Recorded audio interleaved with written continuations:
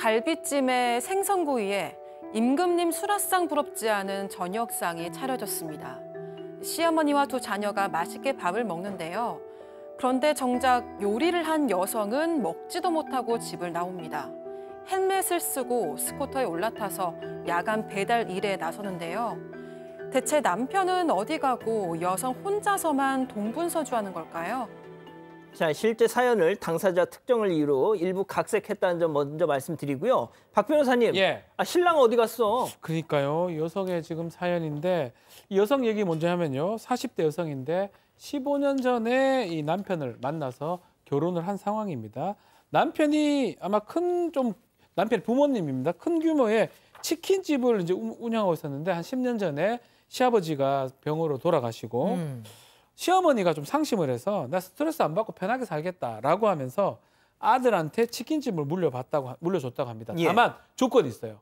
나를 좀 모셔라. 모셔라. 예, 시어머니를 모시는 조건으로 치킨집을 받았다고 하는데 문제는 한 4, 5년 전에 중국 붐이 일어나면서 치킨집 하나로 못 살겠다 싶어서 중국 사업을 화장품 사업 이걸 남편이 했다고 하고요. 근데 우리 기억나지만 코로나19가 터집니다. 그러면서 한국에 뭐 1, 2년에 한 번씩 왔다 갔다 하면서 사업을 이끌어 갔다고 합니다. 남편은 중국에서 화장품 사업한다고 넘어갔고 한국에 남은 거는 시어머니랑 이 사연자 본인뿐만이지 않습니까? 네, 남편은 사업이 어렵다면서 뭐 양육비며 생활비를 보내지 않았고요. 그래서 여성 혼자 장사를 하면서 온 가족을 먹여 살렸습니다. 아이고야. 그 와중에 시어머니가 좀 입버릇처럼 한 얘기가 있는데요. 너는 내 덕에 먹고 사는 줄 알아라 이렇게 말했다고 합니다. 또 이 삼시세끼를 차려달라고 요구를 해서 오후 쉬는 시간에도 이제 쉬지를 못하고 얼른 점심을 차려주고 갔다고 하고요. 그런데 이게 끝이 아닙니다. 어느 날은 시누이한테 사골국 좀 끓여주라고 이야기를 했는데 신랑 여동생한테? 네, 근데 이제 음식을 하는 내내 옆에서 이 본인의 레시피를 얘기하면서 간섭을 했대요. 그러니까 알고 보니까 얼마 전에 출산한 시누이가 엄마표 사골국을 먹고 싶다고 하니까 좀 직접 하기는 싫고 그래서 며느리의 손을 빌려서 만들어서 준 겁니다. 자, 박 교수님 방금도 말씀드렸지만 이게 코로나 시국이었잖아요. 네. 이 자영업자 이 사업이 이게 잘 될 수가 없습니다. 그러니까요. 얼마나 힘드셨어요, 우리 자영업자들이 그때. 그러니까 이 집도 치킨집에서 이제 홀에서 손님을 못 받잖아요. 그러니까 배달밖에 없는데 그러니까 너무 어려워지니까 이 여성이 스쿠터 타는 법을 배워서 밤에 이제 배달까지 가게 됩니다.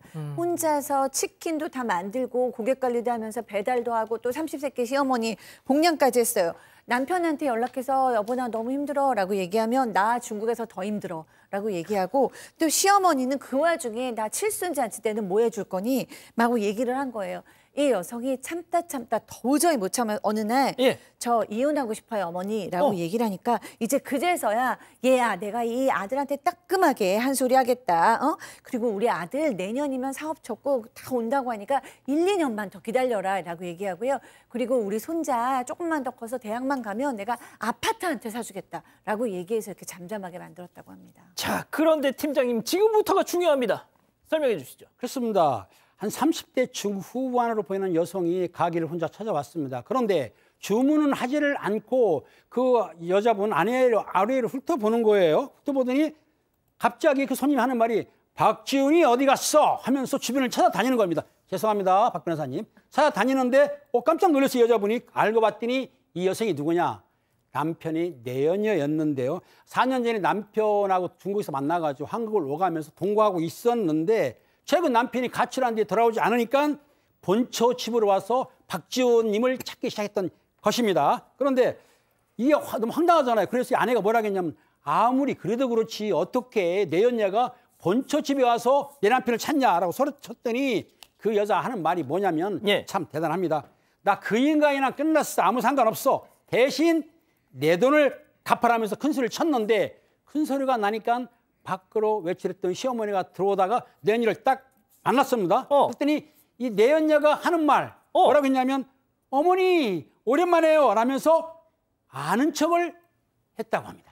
자, 그러면 상간녀와 시어머니가 서로 아는 사이예요? 네, 이렇게 내연녀가 아는 척을 하니까 시어머니가 너무 당황해가지고 아무 말도 못했대요. 결국 내연녀가 돌아간 뒤에 이 어머니가 이실직고를 했다고 합니다. 사실 아들의 불륜을 알고 있었다고 고백을 했던 건데요. 와우. 이 시어머니에 따르면 4년 전에 아들의 입으로 직접 이 여자가 있다는 걸 들었고 자신은 만류했지만 아들은 듣지를 않았다 이렇게 얘기를 했습니다. 심지어 현재 남편과 내연녀는 한국에 들어와서 동거를 하고 있는 상황인데 이 시어머니가 그 집에 가서 내연녀를 만나보기까지 했던 겁니다. 이 시어머니는 아들과 떨어뜨려 놓으려고 간 거지 뭐 다른 건 전혀 없었다 이렇게 달래려고 했는데 사실 여성의 입장에서는 대충격이잖아요. 아, 당연하죠. 그래서 시어머니가 그동안 뭐 아들이 내년에 돌아올 거다 이렇게 그래. 달래면서 이혼은 절대 안 된다고 말렸는데 지난 4년 동안 아들의 불륜을 좀 눈 감아주고 있었던 겁니다.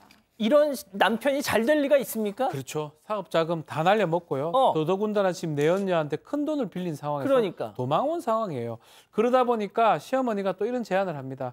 사람 살려야 된다라고 하면서 치킨집 팔아서 빚 좀 갚아주자라고 얘기를 하니까 누가 그 지금 며느리 입장에서 받아들이겠습니까? 그래서 이런 얘기를 했대요. 야, 아무리 미워도 한 번 서방은 영원한 서방이다. 일단 그 한 번만 용서해주라라고 부탁을 한 것 같아요. 그럼에도 불구하고 여성은 이혼하겠다라고 선전포고를 했다고 혹시 합니다. 이 서방이 해병대 출신입니까? 그러니까요. 예. 네. 자, 그렇군요. 자, 그럼 여기서 오늘의 궁금증 짚어보죠. 자, 아들 외도 숨기고 봉양받은 철면피 시모. 시어머니한테도 이혼 책임을 좀 물을 수 있을지 궁금해하시는데, 자, 박 변호사님. 네, 뭐 당연히 물을 수가 있습니다. 이것도 심히 부당한 대우가 됩니다. 직계 존속에. 그래서 이혼 사유가 될 수가 있고요. 뭐 더 나아가서 거짓말하고 했기 때문에 불법행위에 기한 손해배상 위자료까지 청구가 가능할 것으로 보입니다. 교수님. 네. 아, 이 아내분이 완전히 이제 그냥 쑥대밭이 됐어, 정신이. 그럼요. 저라도 정말 너무너무 배신감을 느꼈을 것 같아요. 이건 며느리와 시어머니를 넘어서서 인간과 인간 간의 저는 배신이라고 생각하거든요. 이 며느리 혼자서 생계를 유지하면서 아이 키우면서 시어머니 복양하면서 다 했어요. 남편이 기다리면서. 그런데도 이렇게 배신을 했다는 거는 이 아내로서는 용서할 수가 없을 거라고 생각을 하고요. 이 시어머니께서 뭐 우리 아들이 뭐 바람을 핀다라고 일러 바치시지까지 못했다 그래도 며느리 봉양은 안 받았었어요. 맞아, 맞아. 네, 그러니까 이 며느리가 화내는 건 너무나 당연하고 시어머니가 이 이혼에 책임이 있다라고 생각을 합니다. 자, 은배 팀장님 지금 뭐 채팅창 보니까 그 시어머니가 제일 나쁘다고 지금 그러십니다. 시어머니가 제일 나쁘죠. 시어머니가 그 중간에서 했어야 되는데도 불구하고 아들의 불륜을 감싸준 거. 이거 위자료 물어야 되겠죠. 당연히. 자, 우리 가족 여러분들은 뭐라고 하십니까? 네, 요꽃바라님 가정 파탄에 개입한 시어머니라고 하셨고요. 손주희님 부려먹기는 다 부려먹고라고 하셨습니다. 그리고 한인자님도 시어머니 책임 있습니다. 빨리 이혼하세요. 이런 의견 남겨주셨습니다. 자, 그 알량한 치킨집 물려준다고 계속 가스라이팅 해가지고 봉양받더니 박 변호사님 예. 이런 상황이 됐습니다. 예, 그 뭐라고 사실 나쁜 시어머니 아닌가 생각이 듭니다. 하실 말씀이 별로 없나요? 네, 그죠? 없습니다. 예, 죄송합니다.